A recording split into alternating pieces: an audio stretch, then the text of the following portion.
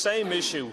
We know the issue of the Kerr report. 2 years now and the government have sat on it. There's 9 priority issues identified, actions in the Kerr report, and 23 recommendations. And it's a classic case here of the government fiddling while Rome burns. In my own constituency of Wicklow, we have 2 post offices now closed, pending the outcome of this review, Taoiseach.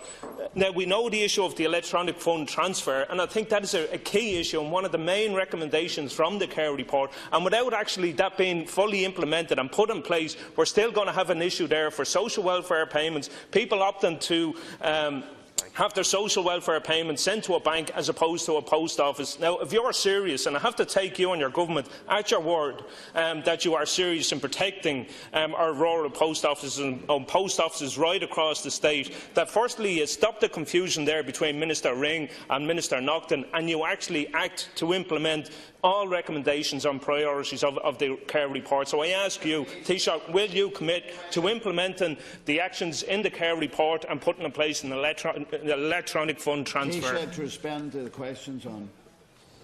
A legislative question. I pointed out already to Deputy Brady and others that between 2004 and 2010 there were 345 closures of post offices, 37 in the last 5 years. 2 in fact closed in my own area quite recently. Both were advertised. Consultations took place. Nobody wanted to take on the job, and it's hard to sort of direct that people would do this. What are we doing about it? Well, Minister Naughton referred the other night on the television programme to the National Rollout of Broadband, which will allow for post offices to have access to that. But we also actively encourage the consumers and people to have their social welfare payments made at post offices, and that's their choice. We support the introduction and the rollout by An Post of the e-payment account, and An Post have announced their intention to launch a new payment account from their own resources, and they're not seeking government support for that. We support the model of community banking, and that's being processed by the Department of Finance along with the Department of Arts and Heritage.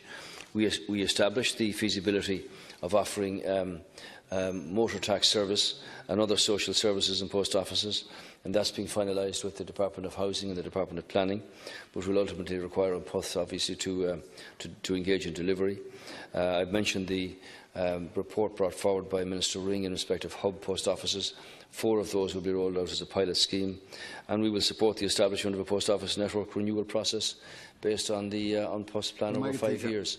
So let me assure you, Deputy Brady and the others, Government are fully committed to the post office network. This is not an easy situation to resolve. We want to try and give them as many services as we can. A number of other members. Deputy